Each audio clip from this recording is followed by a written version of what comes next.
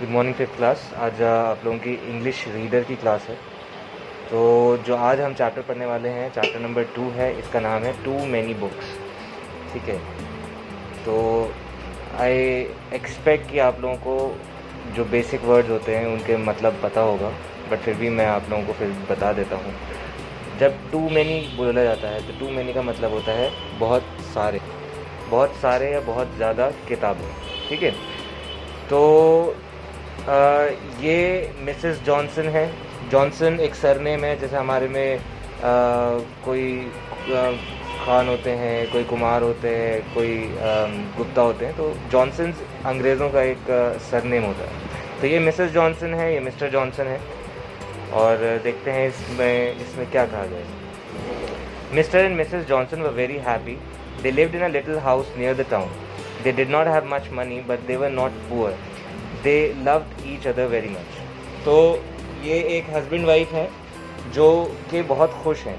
ये बहुत ज़्यादा अमीर भी नहीं थे और बहुत गरीब तो नहीं थे, बट इनके पास ज़्यादा पैसा नहीं रहता था। ठीक है, ऐसे लोगों के लिए एक वर्ड होता है हैंड टू माउथ। ठीक है, मतलब जितना कमा रहे हैं उतना ही खा रहे। तो ज़्यादा पैसा इनके पास नहीं था, लेकिन ये बहुत खुश थे और एक दूसरे से बहुत प्यार करते थे। There was only one thing about which they did not agree. ये दोनों एक चीज़ थी जिसके बारे में अग्री नहीं करते थे। अग्री करना मतलब एक दूसरे पे सहमति रखना। तो मैं यहाँ पे कुछ वर्ड्स लिखूँगा, हो सकता है कि आपके बुक में वो वर्ड मीनिंग्स ना लिखे हों, लेकिन आपको वो लिखने पड़ेंगे अपनी कॉपी में। तो लिख लें तो ज़्यादा बेहतर है। अग्री का मतलब होता है, एक से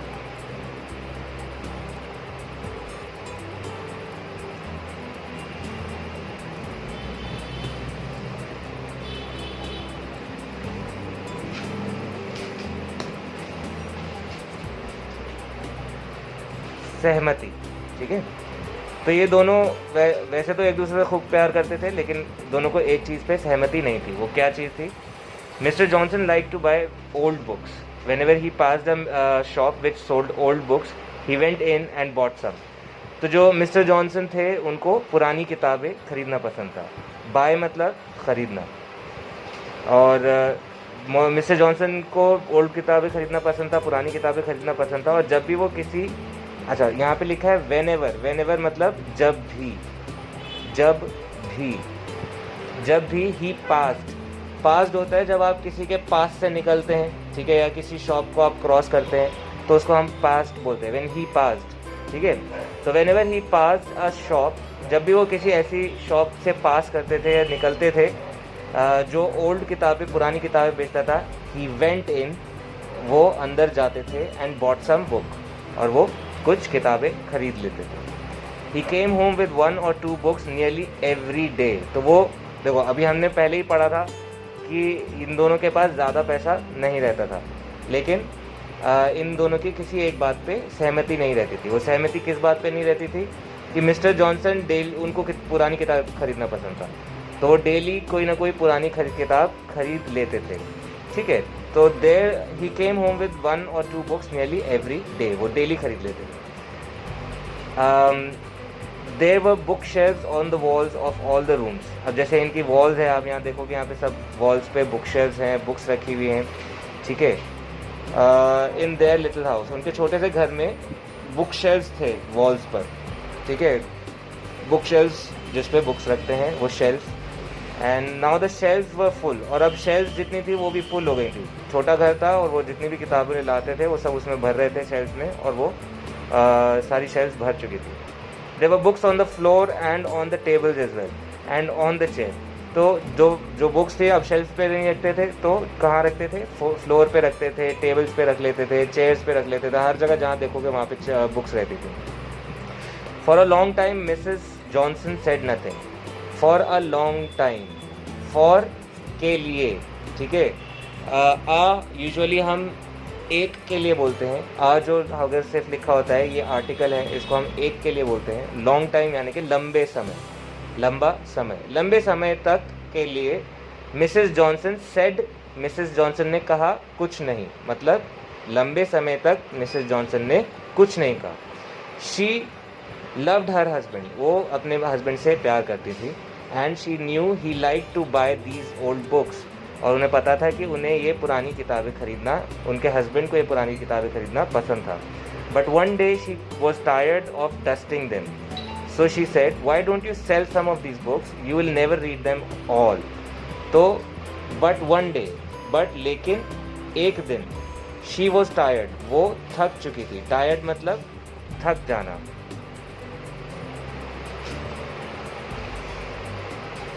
she was tired of dusting them. Dusting मतलब आपने देखा होगा घर में घर वाले कभी डस्टिंग करते हैं. डस्टिंग मतलब होता है जैसे कपड़ा मारते हैं, कहीं धूल चढ़ जाती है तो उस पर उसको डस्टिंग कहते हैं. ठीक है, तो इसका हिंदी वर्ड क्या होगा मैं तो इसको आप हिंदी में कह सकते हैं धूल साफ करना, डस्टिंग.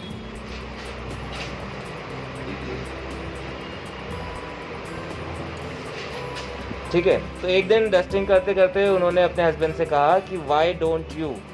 अब मैंने आपको पहले भी बताया है, कोई भी अगर सेंटेंस वाई किसी इंटरोगेटिव वर्ड से स्टार्ट होता है. इंटरोगेटिव वर्ड क्या होता है? इंटरोगेटिव होते हैं व्हाट, वाई. इंटरोगेशन मतलब सवाल करना. तो ये जो वर्ड्स है व्हाट, वाई, विच, वेयर, ये सारे वर्ड्स आपके इंटरोगेटिव वर्ड्स होते हैं. अगर कोई भी सेंटेंस इन वर्ड से स्टार्ट हो रहा है तो यानी कि वो एक सवाल है. तो why don't you sell some of these books, तो तुम क्यों नहीं बेच देते. सेल मतलब बेचना. Some of these books, some मतलब कुछ, इन बुक्स में से कुछ आप सेल क्यों नहीं करते, बेच क्यों नहीं देते. You will never read them all. You, अब देखो आपको भी सिर्फ ये नहीं कि हमने आपको रीडिंग करके सुनाया है तो आप सिर्फ उसी पे निर्भर हो. तो आई वुड रियली सजेस्ट कि 5th क्लास में आप लोग आ चुके हैं तो आपको अपनी बुक्स को खुद पढ़ने की कोशिश करना चाहिए कि उसमें क्या लिखा है. आपको एक एक वर्ड से समझने की कोशिश करना चाहिए. अब जैसे मैं एक आगे जो मैं सेंटेंस पढ़ने वाला हूँ, ये लिखा है you will never read them all. ठीक है, अब इनमें से अगर कोई भी वर्ड का आपको मतलब नहीं मालूम पड़ रहा है तो आप उसे गूगल भी कर सकते हो. तो गूगल आपको बता देगा.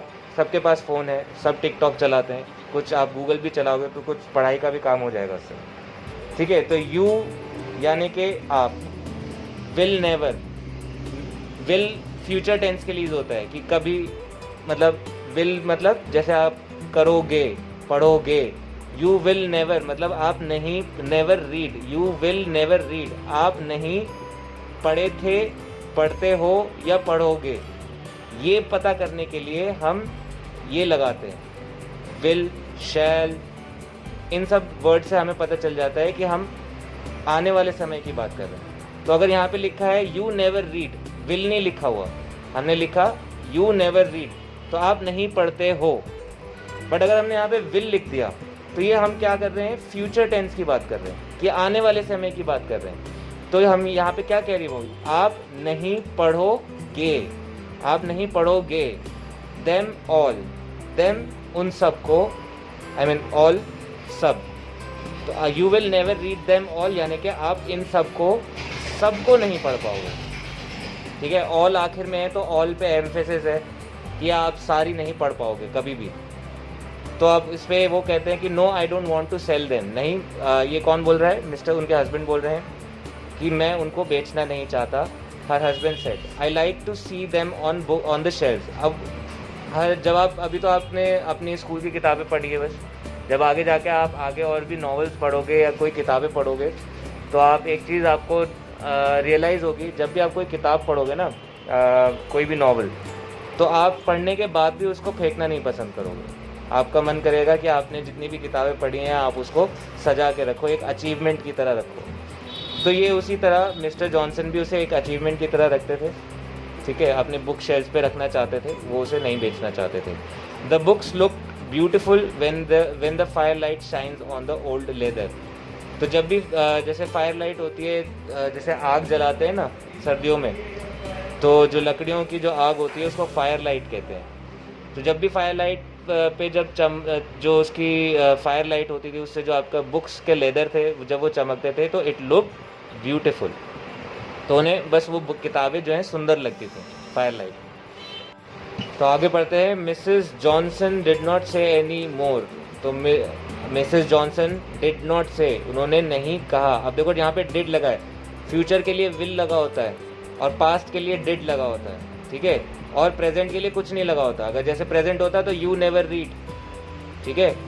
तो अब यहाँ पे यू डिड नॉट रीड, यानी कि मैं क्या बोल रहा हूँ, पास्ट टेंस में बोल रहा हूँ कि तुमने नहीं पढ़ा था। तो मिसेस जॉनसन कह रही है कि डिड नॉट से एनी मोर, तो मिसेस जॉनसन ने कुछ नहीं कहा, आगे और कुछ नहीं कहा। But every day there were more and more books until one day she became very angry. तो मिसेस जॉनसन ने कुछ कहा नहीं और वो डेली और एक दो किताबें डेली और लाते रहे, जगह उनके पास वैसी नहीं थी। तो मिसेस जॉनसन को एक दिन बहुत तेज गुस्सा आया। शी बिकेम वेरी एंग्री, मतलब वो बहुत गुस्से में आ गई। तो don't bring another book into this house, she cried.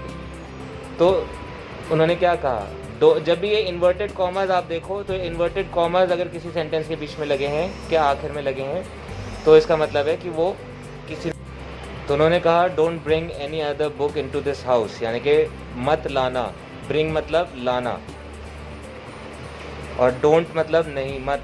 तो मत लाना अनदर, एक और, अनदर मतलब एक और किताब, इस घर के अंदर, इनटू दिस यानी कि इस अंदर, किसके अंदर, हाउस के अंदर। So don't bring another book into this house मतलब इस घर में एक और बुक मत लाना। शी क्राइड मतलब जब कभी कभार लोग परेशान होकर चिल्लाते हैं ना, तो उसे चिल्लाना नहीं कहते, क्राइड भी बोलते हैं। तो क्राइड का हमेशा मतलब रोने का नहीं होता है, मतलब जब कोई ज़ोर से चिल्लाता है परेशान होकर तो उसको क्राइड भी बोलते हैं, या कोई हेल्प के लिए चिल्लाता है तो भी उसको क्राइड बोलते हैं कि she cried for help, she cried for help, है ना। तो आगे है और I shall go away and leave you, या फिर मैं आपको छोड़ के चली जाऊंगी। लीव मतलब छोड़ के चले जाना।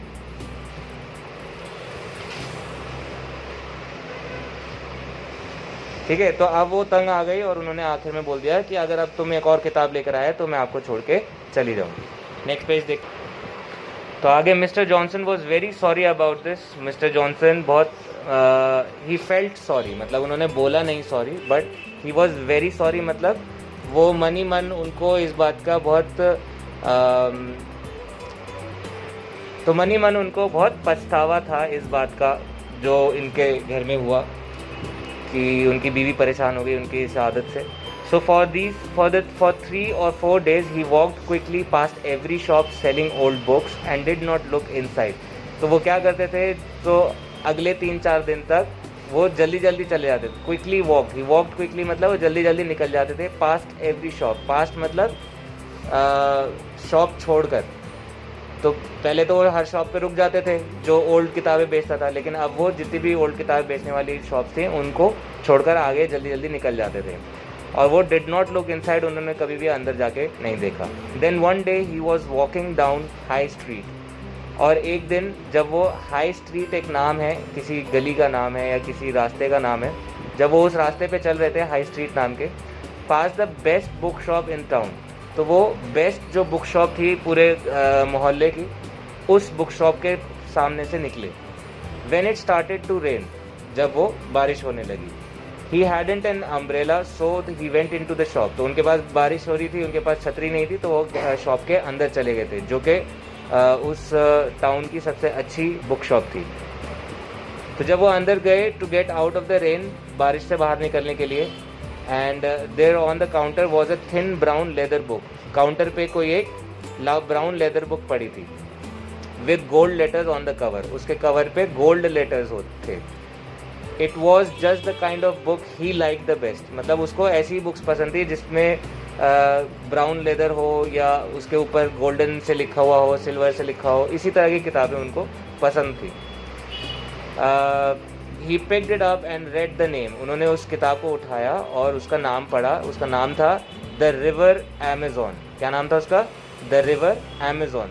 तो अमेज़न एक जंगल भी है और वहाँ से एक रिवर निकलती है, उसका भी नाम उसी के बारे में है ये, the river Amazon. How much? He आज द शॉपकीपर, शॉपकीपर से उसने पूछा कितने का? 5 शिलिंग्स। तो शिलिंग्स जैसे हमारे में रुपीज़ होता है, तो ये आपके दूसरी कंट्रीज़ में शिलिंग्स भी कहते हैं, ठीक है, 5 रुपये। तो आप इसको इंग्लिश में, अब हमने यहाँ पे शिलिंग्स लिखा है, 5 shillings. So Mister Johnson bought it, Mister Johnson ने आखिरकार वो किताब खरीद ली। And as soon as the rain stopped he hurried home forgetting about his wife's threat. जैसे ही बारिश ख़त्म हुई वो जल्दी, हरीड मतलब जल्दी करना।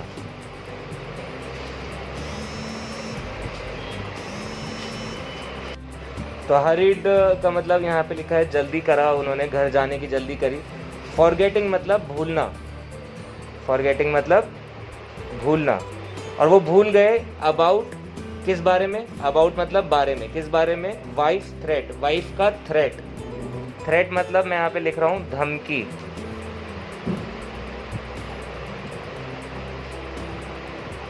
तो वो जल्दीबाजी में थे, जल्दी से घर पहुंचना चाहते थे वो बुक खरीद के, और वो भूल गए अपनी बीवी की जो धमकी मिली थी उनको, वो धमकी भूल गए वो। When Mr. Johnson saw another book coming in, Mrs. Johnson saw another book coming into the house, she was very angry. और जैसे ही मिसेस जॉनसन उनकी बीवी ने देखा, saw मतलब देखा, another book एक और बुक घर में आती हुई देखी उन्होंने, तो वो फिर गुस्सा हो गई, वो बहुत गुस्सा हुई। अब देखो आगे क्या बात होती है। I told you I won't have another book into this house. अब मैंने आपको बोला था कि मैं इस घर में एक और किताब नहीं आने दूंगी। She said, उन्होंने कहा। She took the leather book from his hand and threw it out of the window. उन्होंने ले लिया वो लेदर बुक उनके फ्रॉम हिज हैंड मतलब उनके हाथ से वो लेदर बुक ले ली, एंड और थ्रू इट आउट मतलब थ्रो बोलते हैं हम फेंकने को, और थ्रू होता है जब हम पास्ट टेंस में बोलते हैं, through it out of the window यानी कि उसको खिड़की से बाहर फेंक दिया। तो मिस्टर जॉनसन ने जब मिसेस जॉनसन ने उस किताब को बाहर फेंका तो मिस्टर जॉनसन ने देखा बाहर, he looked out into the garden, उन्होंने गार्डन में देखा बाहर, and saw his beautiful book lying on the wet grass, उन्होंने देखा उनकी जो खूबसूरत सी किताब थी, इट वाज लाइंग, लाइंग मतलब पड़ा हुआ होना, मतलब जब कोई चीज़ पड़ी हुई होती है तो उसे हम लाइंग कहते हैं। तो लाइन के दो मतलब होते हैं, दो मीनिंग्स होते हैं। एक होता है आपने सुना होगा झूठ बोलना, और एक होता है वो लाई होता है LIE, ठीक है। वैसे लाइन के दो ही मतलब होते हैं, एक झूठ बोलना और एक ये होता है पड़ी हुई होना, ठीक है। तो वो जो बुक थी उनकी वो पड़ी हुई थी कहाँ पे, वेट ग्रास, गीली घास पे पड़ी हुई थी। तो उन्होंने उस अपनी बीवी का नाम बोला डॉरथी, डॉरथी मतलब उन्होंने चिल्ला के बोला, he exclaimed and walked out of the house, और वो घर से बाहर निकल गए। He came back an hour later, वो 1 घंटे के बाद वापस आए। His wife was waiting for him with the book in her hand, Robert I am so sorry she said. तो जब वो घर से बाहर चले गए थे तो जब वापस आए तो उनकी बीवी उनका इंतज़ार कर रही थी, उनके एक हाथ में बुक थी, और उन्होंने अपने हस्बैंड से माफ़ी मांगी। उन्होंने कहा रॉबर्ट, उनके हस्बैंड का नाम था रॉबर्ट, और उन्होंने सॉरी बोला। Look I have mended your book, देखो मैंने आपकी बुक मेंड करना, मेंड मतलब ठीक करना, मेंड करना मतलब ठीक करना।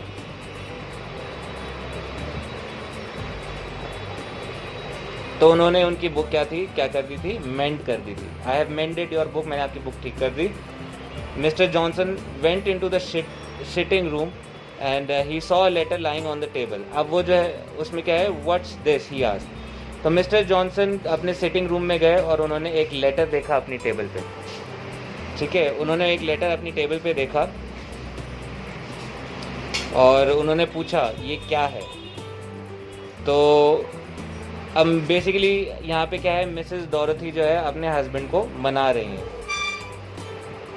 सो ओनली एन ओल्ड लेटर, ये एक पुराना लेटर है। I found it in the book, I mended, मैंने उसको भी ठीक करा। It's from some place I don't know, ये एक ऐसी जगह से है जो मैं नहीं जानती, पता नहीं उसको कहाँ से आई है। I expect someone sent it with the book when it was new. Expect करना मतलब आप, तो मुझे उम्मीद है कि ये किसी ने भेजी है जब ये बुक नई थी उस टाइम पे, जिसकी ये नई किताब थी उसी ने ये लेटर लिखा है। क्योंकि ये ओल्ड बुक्स खरीदते हैं ना, ये भी जो बुक थी ये ओल्ड बुक थी, तो ये पहले किसी और ने पढ़ी थी, तो जिसने पढ़ी थी उसी ने कोई लेटर लिखा हुआ है।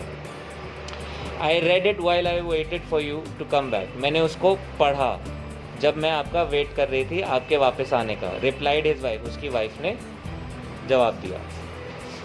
Mister Johnson picked up the letter and sat down to read it. तो मिस्टर जॉनसन ने पिक किया यानी कि उठाया लेटर को, and sat down to read it, और वो बैठ गए उसको पढ़ने के लिए। ही रेड द एड्रेस, उन्होंने पढ़ा एड्रेस, एड्रेस पढ़ा। तो एड्रेस क्या था? ब्रिटिश गुयाना, ठीक है, 1864। तो ये कोई एड्रेस है British Guiana 1864, and then stopped, और फिर वो रुक गए for a moment and he sat quite still. तो वो थोड़ी देर के लिए चुप बैठ गए और मतलब शांत बैठे रहे। देन सडनली ही जम्प्ड अप, और एकदम से वो जंप किए, मतलब बैठे बैठे हुए थे, एकदम से शायद एक्साइटमेंट की वजह से वो उछले। Was the letter in the envelope, और वो उन्होंने पूछा कि क्या वो लेटर वो इस एनवेलप में था। अब देखो यहाँ पे फिर से ही क्राइड लिखा है, तो ही क्राइड का मतलब ये नहीं है कि वो रोए थे, ठीक है। तो मतलब एक होता है ना कि जैसे आप उत्साह में भी बोलते हो या एक्साइटमेंट में बोलते हो, तो उसके लिए भी हम ही क्राइड का इस्तेमाल कर सकते हैं। आगे तो मिस्टर जॉनसन काफ़ी एक्साइटेड हैं इस लेटर को लेके, और वो पूछते हैं, तो मतलब उसकी वाइफ वो पूछते हैं कि ये क्या पूछते, एक सेकंड, तो वो पूछते हैं क्या ये लेटर इस एनवेलप में था। तो उनकी बीवी कहती है हाँ, क्यों? तो वो कहते हैं जल्दी बोलते क्विक, यानी कि जल्दी करो, where is the envelope, envelope कहाँ पर है? उन्होंने पूछा। ही आस्क्ड, यानी कि उन्होंने पूछा। आई डोंट नो, उन्होंने कहा नहीं मुझे नहीं पता। I think I through it in the dustbin, तो उन्होंने कहा मुझे लगता है कि मैंने फेंक दिया उसको डस्टबिन में, ठीक है। व्हाट्स द मैटर, क्या हुआ? तो ये उनकी बीवी कहती है कि मुझे नहीं पता, शायद मैंने एनवेलप डस्टबिन में फेंक दिया, क्यों, क्या हुआ? तो but Mr Johnson did not wait, he ran out of the house and into the garden to the dustbin. तो उन्होंने जवाब देने के लिए वो नहीं रुके, तो वो जल्दी से भागे बाहर को गार्डन की तरफ, और डस्टबिन में उन्होंने चेक किया। He began to turn over the papers and rubbish, उन्होंने जल्दी जल्दी पेपर्स और जो भी कूड़ा था उसको फेंकने लगे।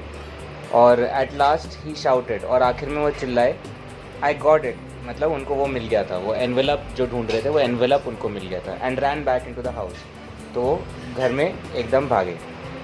Waving an old yellow envelope in his hand, और वो उस एनवेलप को यूँ उसको वेव कर रहे थे, मतलब दिखा रहे थे कि उनको वो मिल गया। What ever is the matter, his wife asked again, तो उन्होंने पूछा वट इज़ द मैटर को what ever is the matter भी बोल सकते हैं कि मतलब क्या बात हो गई। उनकी बीवी ने पूछा। द स्टैम्प ही शाउटेड, तो उन्होंने बोला ये स्टैम्प देखो, ये जो स्टैम्प लगा होता है, जैसे लेटर आप देखते हो, लेटर में इंडिया में भी 1 रुपये का एक स्टैम्प लगता है कुछ लेटर्स पे, तो वहाँ पे भी मतलब जो लेटर था उस लेटर पे एक स्टैम्प लगा हुआ था, वो वही स्टैम्प दिखाया था। देखो वो stamp it's a 1 cent British Guiana 1864, यानी कि वो कोई स्पेशल स्टैम्प लग रहा है। There is only one other in the world, मतलब दुनिया में सिर्फ एक और ऐसा स्टैम्प है। Last year an Australian bought it for 12,000 pounds and now we have got one. तो पिछले साल एक ऑस्ट्रेलियन ने ख़रीदा था उसे 12,000 pounds में। तो आज की डेट में 1 पाउंड लगभग 100 रुपये है, समझे। तो 12,000 pound कितने हो गए? 12,000 हो गए आपके 12 लाख रुपए। तो 12 लाख रुपए में पिछले साल किसी ऑस्ट्रेलियन ने ख़रीदा था वो स्टैम्प। ये जो स्टैम्प यहाँ इधर लगा हुआ है वो किसी ऑस्ट्रेलियन ने 12 लाख रुपए में ख़रीदा था। एंड अब मेरे पास एक बचा है, तो अब इसकी कीमत और भी महंगी हो गई क्योंकि अब दुनिया में सिर्फ एक रह गया। He looked at the red stamp on the envelope. Then he took down a big stamp catalog from his bookshelves and turned the pages.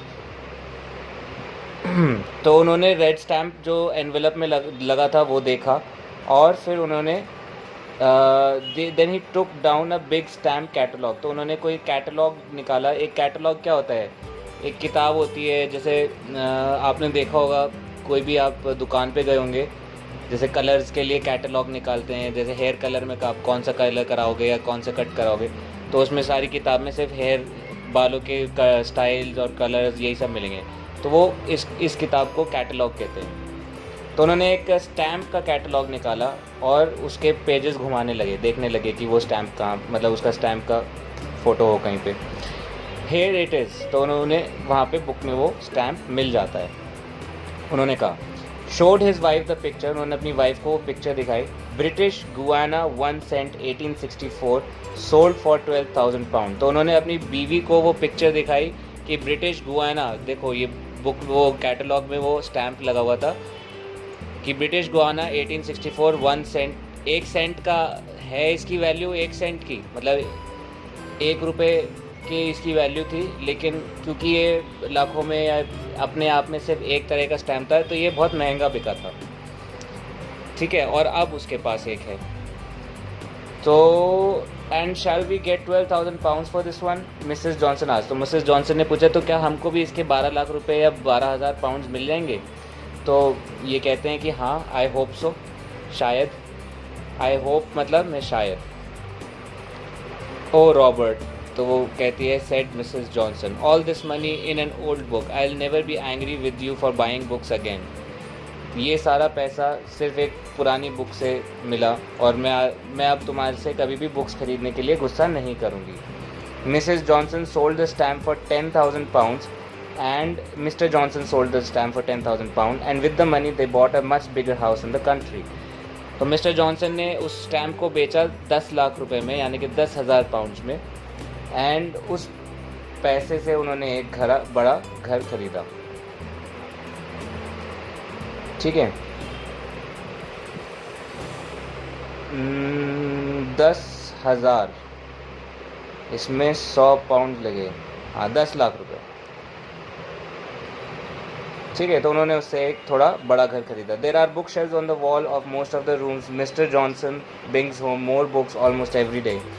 तो अब बड़ा घर है तो उनके पास और ज़्यादा दीवारें हैं किताबें रखने के लिए, और मिस्टर जॉनसन जो हैं वो और डेली और बुक्स लेके आते थे, ख़रीद के लेकर आते थे। All the shelves were nearly full, उस बड़े घर में भी सारे शेल्व्स जो हैं वो भी भर चुके थे, और मिसेस जॉनसन ने कभी कंप्लेंट नहीं किया। However, she has one nice big sitting room where there are no books at all। यहाँ बट उनके पास अपना एक बड़ा सिटिंग रूम उन्होंने अपने लिए उस घर में बना लिया था जिसमें कोई भी बुक नहीं थी, वो उनका अपना अकेले का रूम था, और उसके बाद से ये दोनों खुश रहने लगे। तो कहानी ये अच्छी थी, थोड़ा लक बेस्ड कहानी है कि भाई लकीली उनको ऐसा, उनके साथ ऐसा हुआ। However, ये जो आपको वर्ड ट्रेजर्स यहाँ पे दिया हुआ है ये आपको अपनी कॉपीज़ में लिखने हैं। 1-2 वर्ड्स के मैंने भी आपको मीनिंग्स लिखे हुए हैं, हो सके तो उनको भी लिख लेना। ये आपको अपनी किताब में लिखना है। बुक शेल्फ जहाँ पे बुक रखते हैं, ठीक है। शिलिंग, ब्रिटिश कॉइन, ब्रिटिश में एक शिलिंग मतलब एक कॉइन को कहते हैं, मैंने आपको बताया था। एंड ये लिखने की ज़रूरत नहीं है। एक्सपेक्ट मतलब उम्मीद करना, ये भी मैंने आपको बताया था। एंटिसिपेट करना। Catalogue, a complete list of items, ये भी मैंने आपको बता दिया है। अब हम इसके क्वेश्चन आंसर्स देखते हैं।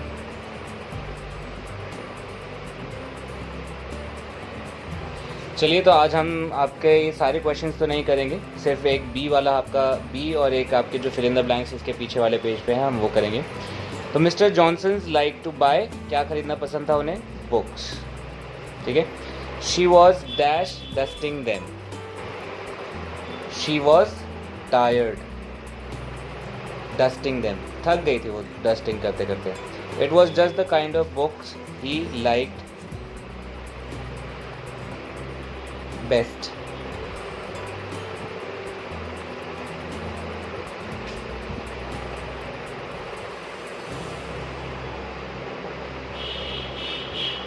He dashed home forgetting his wife's, he hurried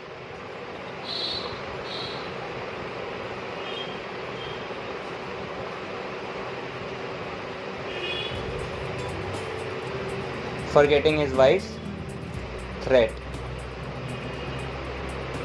His wife was waiting for him with the book in her hand। Mr. Johnson sold the stamp for, Mr. Johnson ने कितने का खरीदा था, कितने का बेचा? $10,000, 10,000 पाउंड्स। मेरे पेन की इंक ख़त्म हो गई है।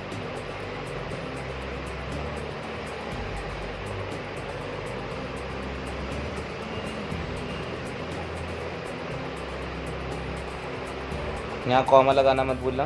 10,000 पाउंड्स, पाउंड्स का कुछ ऐसे निशान होता है, लिखने की ज़रूरत नहीं है। तो आपको आज होमवर्क में ये करना है बी, नेक्स्ट क्लास में हम ए सी डी करेंगे।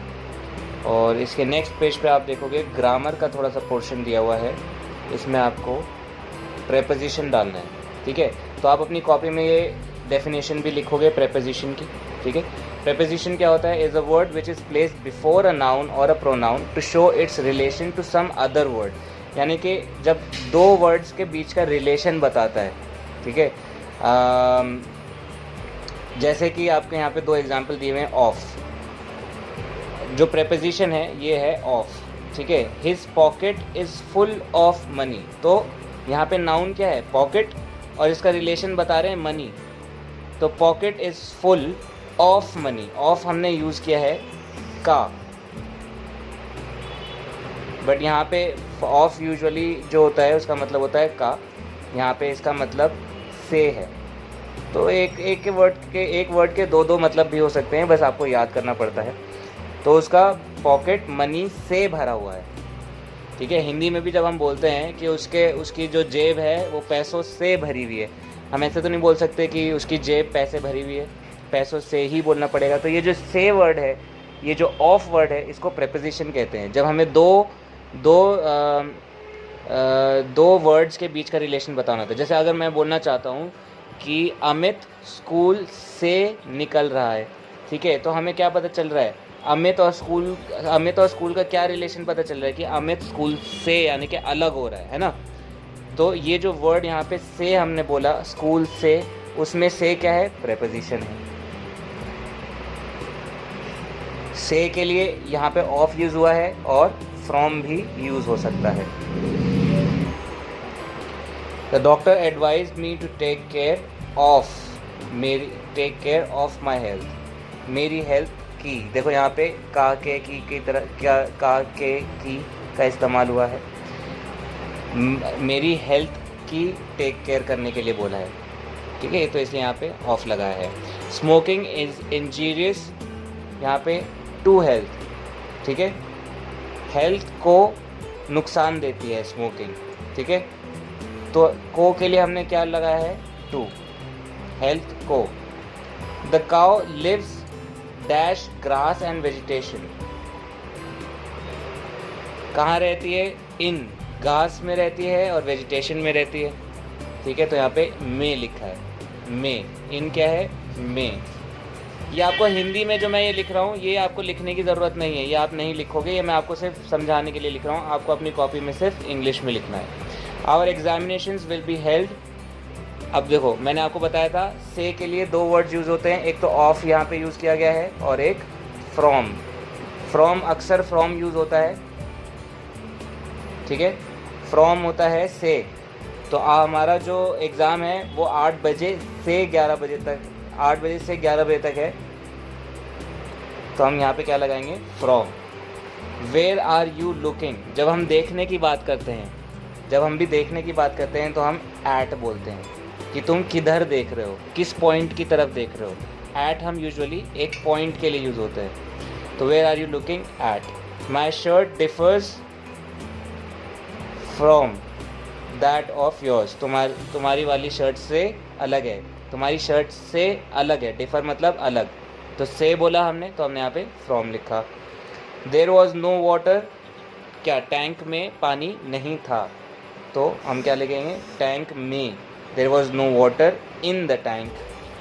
This servant is never faithful for, अपने मास्टर के लिए फेथफुल नहीं है, भरोसेमंद नहीं है, तो हम क्या बोलेंगे? मास्टर के लिए, तो हमने यहाँ बोला फॉर।